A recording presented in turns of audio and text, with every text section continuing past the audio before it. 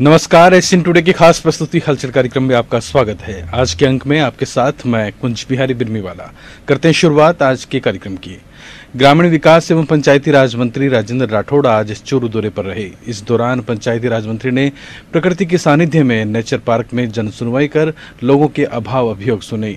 तकरीबन 3 घंटे चली जनसुनवाई में मंत्री ने स्थानांतरण, गांवों की समस्याओं सहित सैकड़ों परिवारों पर संबंधित अधिकारियों को समस्या समाधान के निर्देश दिए। इस अवसर पर मंत्री राठौड़ ने अपने ड्रीम प्रोजेक्ट नेचर पार्क का अवलोकन भी किया और अधिकारियों को जरूरी निर्देश देते हुए विलुप्त होती प्रजातियों के पौधे लगाने की बात कही। गौरतलब है, मुख्यमंत्री वसुंधरा राजे ने 360 लाख रुपए की अतिरिक्त स्वीकृति चूरू के नेचर पार्क के विकास के लिए दी है। पंचायत राज मंत्री ने कहा, चूरू का नेचर पार्क प्रदेश के मॉडल पार्क के रूप में विकसित हो रहा है।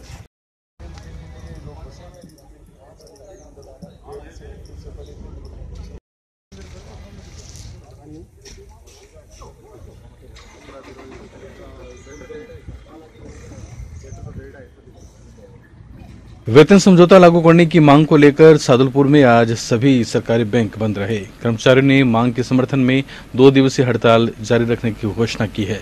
इस संबंध में एसबीआई फेडरेशन यूनियन के सचिव महावीर प्रसाद शर्मा ने बताया कि 1 नवंबर 2017 को हुए वेतन समझौता लागू नहीं करने तथा वेतन में मामूली 2% बढ़ोतरी के प्रस्ताव तथा अन्य मांग को लेकर बैंकों में कर्मचारियों ने हड़ताल रखी है।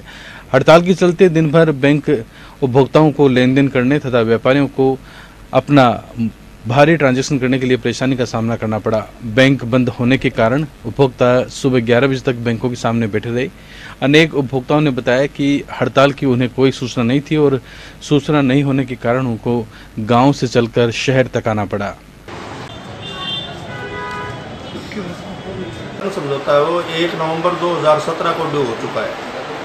1 नवंबर 2017 से लागू होना था, जो आज दिनांक तक लागू नहीं हो पाया है। और जो द्विपक्षीय समझौता वार्ता आईबीए के साथ हुई थी बम्बई में, उसमें गवर्नमेंट ने 2% वेतन वृद्धि का प्रस्ताव दिया है, जो कि बहुत ही नेग्लिजिबल है और उसके विरोध में हड़ताल की जा रही है। चूरू कलेक्ट्रेट के सामने मनरेगा कार्मिक और पंचायती राज मंत्रालय कर्मचारियों का धरना आज 30वें दिन भी जारी रहा। सामूहिक अवकाश लेकर धरने पर बैठे कार्मिकों ने आज हाथों में तख्तियां लिए नारेबाजी करते हुए इंद्रमणि पार्क से कलेक्ट्रेट तक जुलूस निकाला। इस दौरान कार्मिकों ने सरकार विरोधी नारेबाजी कर मांगों की अनदेखी को लेकर आक्रोश जताया। कार्मिकों का कहना है कि यदि सरकार द्वारा उनकी मांगों पर विचार नहीं किया जाता है तो आंदोलन को उग्र किया जाएगा।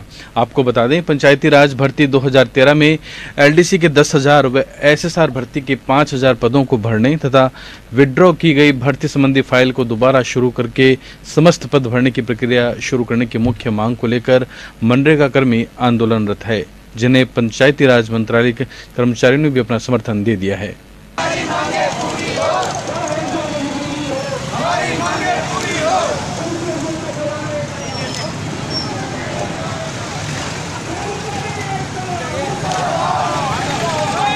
पैरा ओलंपिक खिलाड़ी देवेंद्र झाझड़िया, अंतर्राष्ट्रीय खिलाड़ी कृष्णा पूनिया, तीरंदाज स्वाति दूधवाल और पहलवान मंजू स्वामी जैसे अंतर्राष्ट्रीय खिलाड़ी देने वाले चूरू जिले में संसाधनों के अभाव में अब कोई प्रतिभा दम नहीं तोड़ेगी।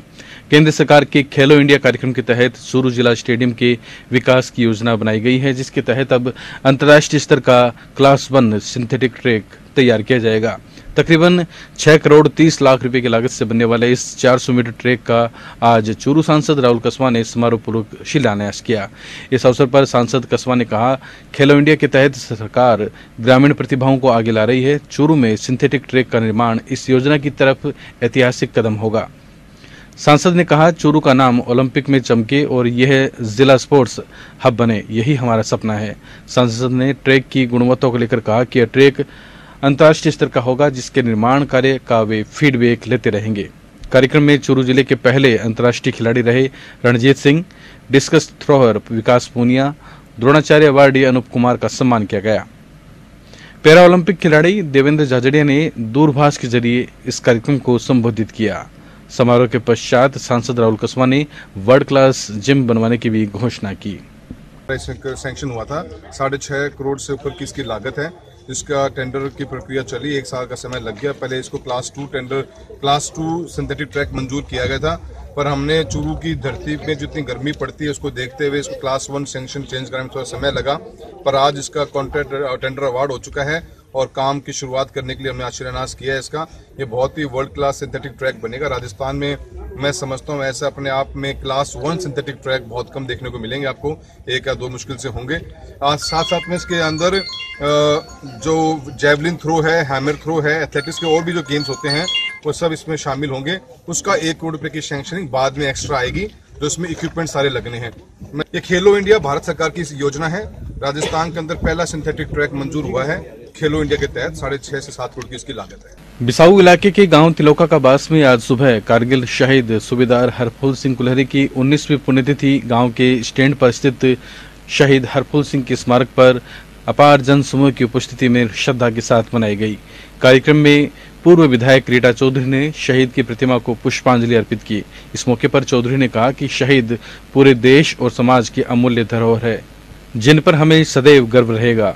इस मौके पर शहीद के भाई नौरंग सिंह, शहीद वीरांगना सुखनी देवी, बिरमी सरपंच रजनी पायल, उम्मेद भाकर, मोहर सिंह कालेर, भगवान सिंह किरोड़ी पायल, अमीलाल धतरवाल सहित काफी संख्या में महिलाएं एवं अन्य गणमान्य लोग उपस्थित थे। शहीद पुत्र प्रवीण कुमार और प्रदीप कुमार ने सभी का आभार जताया। भाई जी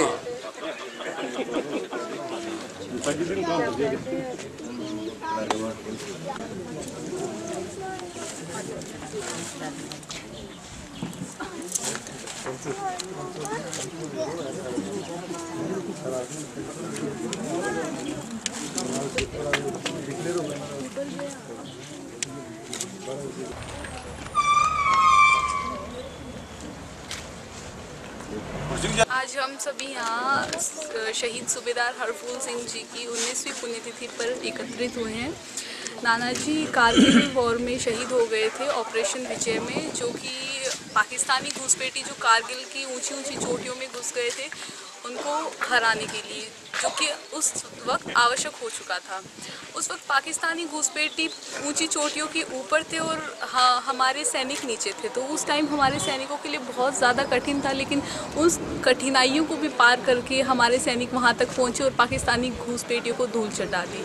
तो ऐसे सैनिक, ऐसे वीर हमारी धरती में, हमारी धरती माँ ने पैदा किए हैं, तो हमें ऐसे वीरों को ऐसे दिनों पर याद करना चाहिए, नमन करना चाहिए। श्रीमान हरफूल सिंह जी की शहादत के बारे में जितना भी कहा जाए वो कम है और नौजवानों को इनसे प्रेरणा भी मिलती है। वैसे रिश्ते में ये मेरे मामा जी भी लगते थे और साथ में सहपाठी भी थे और इन्होंने कारगिल की लड़ाई में बहुत ही अपना सूर्यपूर्ण योगदान दिया था। और इनका सदाशहर डीएसपी वेद प्रकाश शर्मा के निधन के बाद नव आगंतुक पुलिस उपाधीक्षक रघुवीर शर्मा ने थाने में सीएलजी की बैठक ली, जिसमें शर्मा ने कहा आमजन के सहयोग से अपराध पर अंकुश लगाया जाएगा। क्षेत्र में हमेशा की तरह शांति बनी रहे, इसका प्रयास सभी लोग करें। इस अवसर पर थानाधिकारी पुष्पेंद्र झाझड़िया, एएसआई विजेंद्र शर्मा ने अपने विचार व्यक्त किए। सीएलजी के सदस्यों ने रात्रि के समय डीजे पर पाबंदी लगाने की मांग की। इस अवसर पर मोनिका सैनी, सपना लूणिया, बालेखा चायल, पूनमचंद पारीक, प्रकाश बच्छावत, राजेंद्र मोदी, सुरेश तिवाड़ी, पालिका में प्रतिपक्ष के नेता राजकरण चौधरी, मुकेश भामा, अभिभाषक संघ के अध्यक्ष माणकचंद भाटी, शंकर शंकर सहित अन्य लोगों ने अपने सुझाव दिए। उद्योग शंकर उद्योग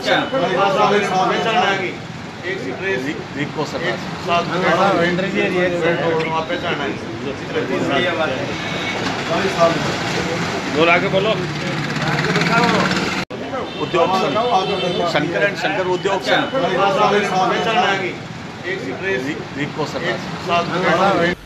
सादुलपुर में अपराधों की रोकथाम के लिए लगाई गई तीसरी आंख यानी सीसीटीवी कैमरे बंद पड़े हैं। अपराधियों और चोरियों की रोकथाम के लिए शहर में लगाए गए सीसीटीवी कैमरे इन दिनों फेल होते नजर आ रहे हैं।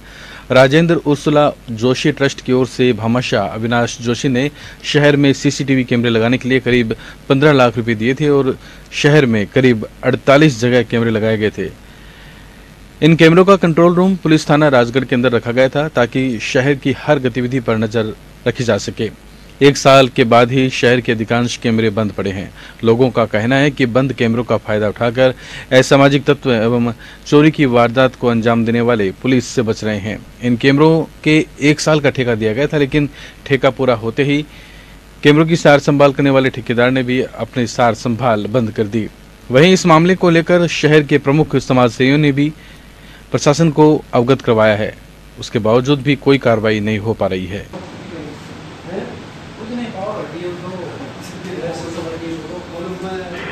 इस बारे में थानाधिकारी भगवान साई मीणा ने बताया कि 48 कैमरों में अधिकांश कैमरे आंधी तूफान के कारण टूट गए हैं। कुछ कैमरों के वायर टूटे हैं।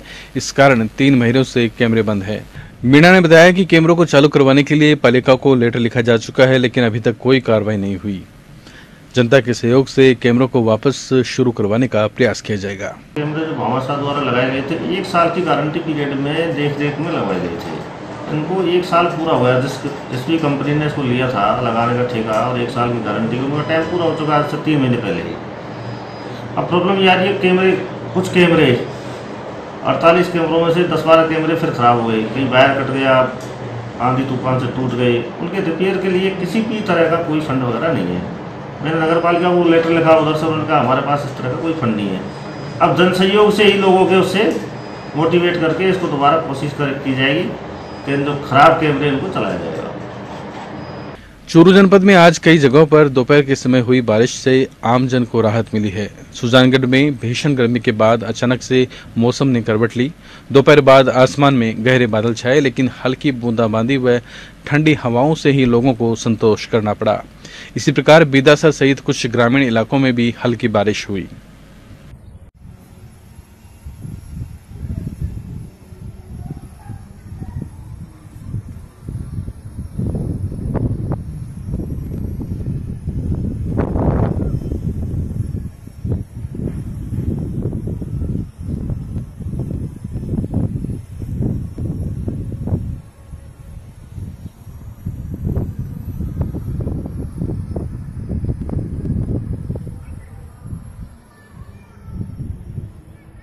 बिसाऊ कस्बे में भी आज दोपहर बाद अचानक से मौसम ने पलटा खाया। दोपहर बाद तेज धूप से झुलसते लोगों के लिए रहमत बरसी। आसमान में छाए काले घने बादल जब जमकर बरसे तो लोगों की खुशी का ठिकाना नहीं रहा। करीब 15 मिनट की बारिश के दौरान चने के आकार के ओले भी गिरे। बारिश से लोगों को गर्मी से राहत मिली है, वहीं तापमान में भी गिरावट दर्ज की गई।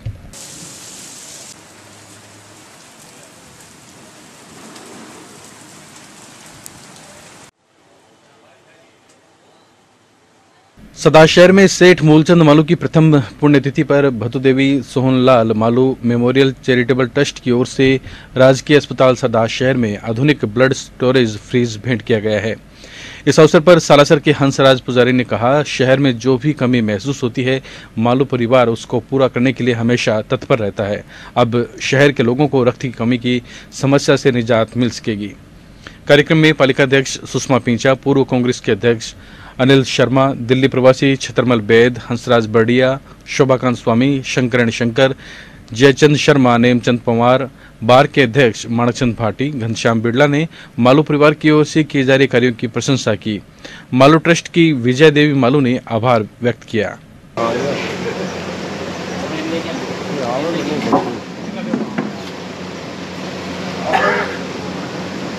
हमारे बीच में भाई नेमचंद जी कुमार मौजूद है, मैं उनसे निवेदन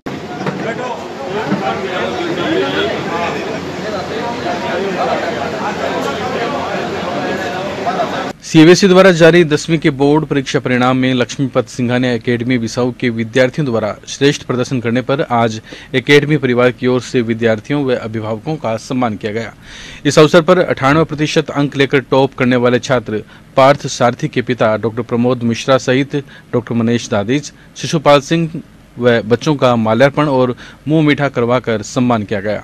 कार्यक्रम में प्रशासनिक अधिकारी दीपक गहलोत, शिक्षक सतीश वर्मा, जेपी शर्मा, लेखाकार नवीन शर्मा, माणकचंद पारिक सहित अन्य स्टाफ सदस्य उपस्थित थे।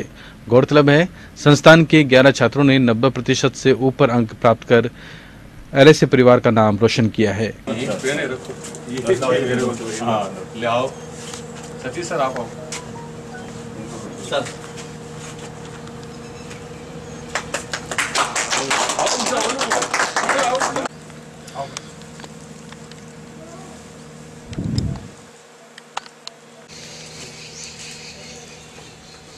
Congratulations and do well in life.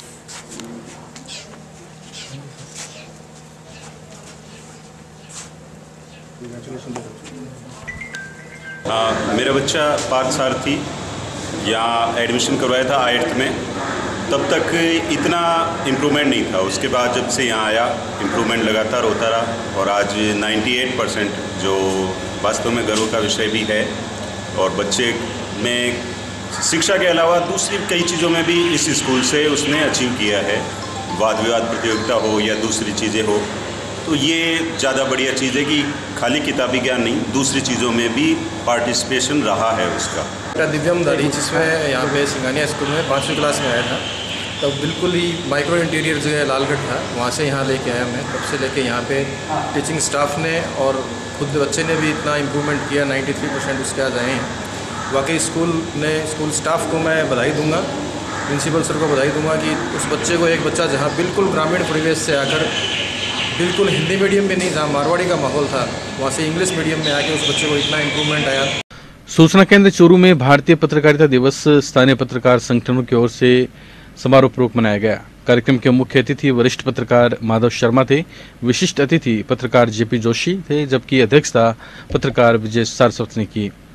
कार्यक्रम में मुख्य अतिथि माधव शर्मा ने कहा कि आज देश में पत्रकारिता अपनी गरिमा से भटककर पतन की ओर जा रही है, जिस ओर ध्यान देने की आवश्यकता है।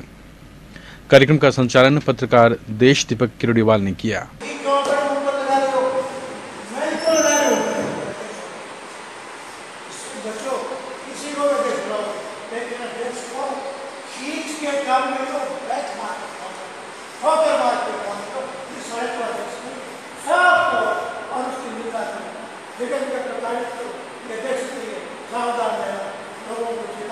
तो आज से हम प्रण लें कि हम चूरू की जनता के लिए हमारा दायित्व है, चूरू के लिए विशेषकर हमारा कर्तव्य है इस आम जनता के लिए, इस अधिकारियों के।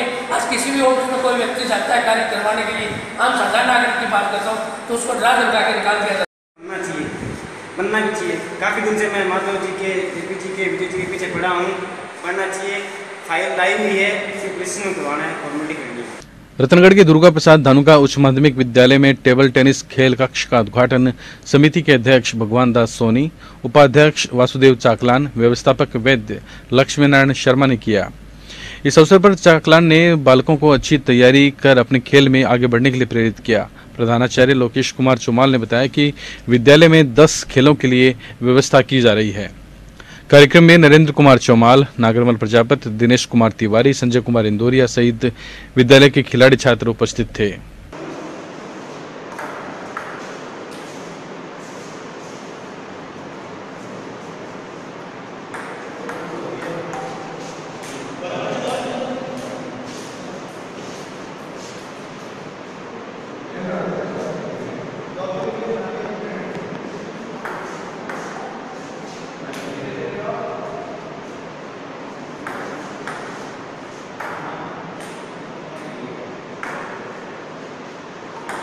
शिक्षकों के संगठन रेसा पी की ओर से आज अपनी विविध मांगों को लेकर जिला कलेक्टर के समक्ष धरना दिया गया।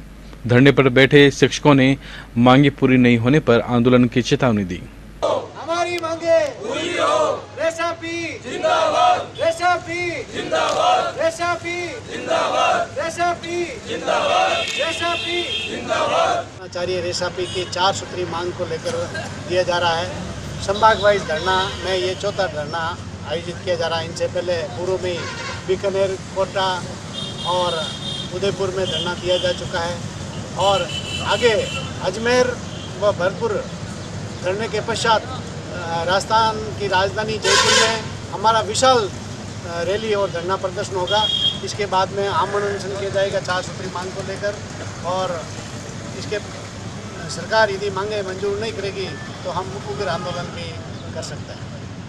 रतनगढ़ में दीनदयाल उपाध्याय ग्रीष्मकालीन आवासीय प्रशिक्षण शिविर के तीसरे दिन के सत्र का आरंभ लॉयल पब्लिक स्कूल में प्रारंभिक शिक्षा अधिकारी पुष्पलता मंडार, एवीओ महेंद्र सिंह द्वारा किया गया। केआरपी गोपीचंद और किशन सिंह ने गणित संभागियों को पैटर्न व आंकड़ों का प्रबंधन समझाया। इस अवसर पर शिविर व्यवस्थापक RP Rakesh Kumar Sen, computer operator Dharmendra Kumar, Shakeel Ahmed, Vinod Kumar Jangid, Purnamal Danodiya, Atma Prakash सहित अन्य शिक्षक उपस्थित थे। समावेश करें, किस प्रकार से बच्चों को पढ़ाएं कि वो इस प्रकार की समस्याएं उनके सामने नहीं आए। समस्याएं एक बार आप नोट कर लेंगे। चूरू में गढ़ के पीछे सणकत भवन के पास मातादीन सोनी के नोहरे में नवीन जयप्रकाश सोनी की ओर से आयोजित भागवत कथा में चौथे दिन भगवान के वामन अवतार की कथा सुनाई गई। कथावाचक ने राजा बलि द्वारा 3 पग भूमि दान करने तथा वामन अवतार के दर्शन सहित अन्य रोचक प्रसंग सुनाए।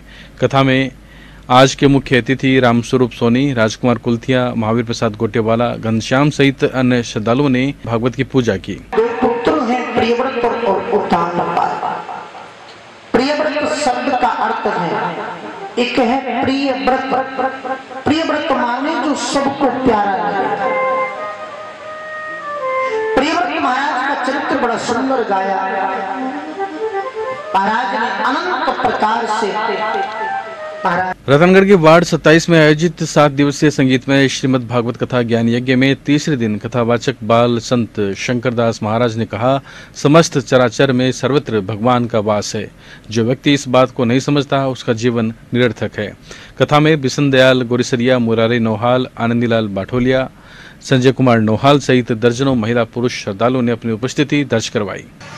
भगवान ने कहा, हे देवी, अभी तक आपने मेरी कोमलता तो देखी है परंतु मेरी बंजरता नहीं देखी। जय विजय को बुलाया। जय विजय इधर आओ। जय विजय आए। बोलो प्रभु क्या आज्ञा है। भगवान ने कहा, जय विजय तुम मेरे क्या हो। जय विजय ने कहा, हम आपके सेवक हैं। भगवान ने कहा, सेवक का काम क्या होता है कि स्वामी की आज्ञा का पालन करना। सरदार शहर की पातलीसर बड़ा गांव में विश्व कल्याण के लिए 25 अप्रैल से शुरू की गई अग्नि तपस्या लगातार 34वें दिन भी जारी है। बाबा जगन्नाथ समाधि धोरा पर हरियाणा के नाथ संप्रदाय के संत रामनाथ अपने चारों ओर अग्नि जलाकर चूरू जिले की असहनीय गर्मी में अग्नि तपस्या कर रहे हैं। संत ने बताया कि विश्व कल्याण व देश में सुख समृद्धि के लिए अग्नि तपस्या की जा रही है। साथ ही अच्छी वर्षात के लिए 12 महीनों तक मौन धारण कर भगवान इंद्र को प्रसन्न करने का प्रयास भी किया जाएगा। ये तपस्या करने का क्या विचार है, किस लिए? हम अपने परमपिता परमात्मा को खुश करने के लिए ये तपस्या करते हैं और विश्व के कल्याण के लिए। हमारे पेड़ पौधों में खूब जल रहे इंद्र को खुश करने के लिए, जन पब्लिक को, संसार को खुश करने के लिए तपस्या करते हैं। अच्छा, चलो ठीक महाराज जी। रतनगढ़ बस स्टैंड पर पुलिया के पास लावारिस अवस्था में एक भ्रूण मिला। सूचना पर मौके पर लोगों की भीड़ जमा हो गई। चर्चा में लोगों द्वारा भ्रूण 9 माह का बताया जा रहा है। सूचना पर पुलिस भी मौके पर पहुंची और भ्रूण को चिकित्सालय की मोर्चरी में ले गई। पुलिस मामले की जांच कर रही है।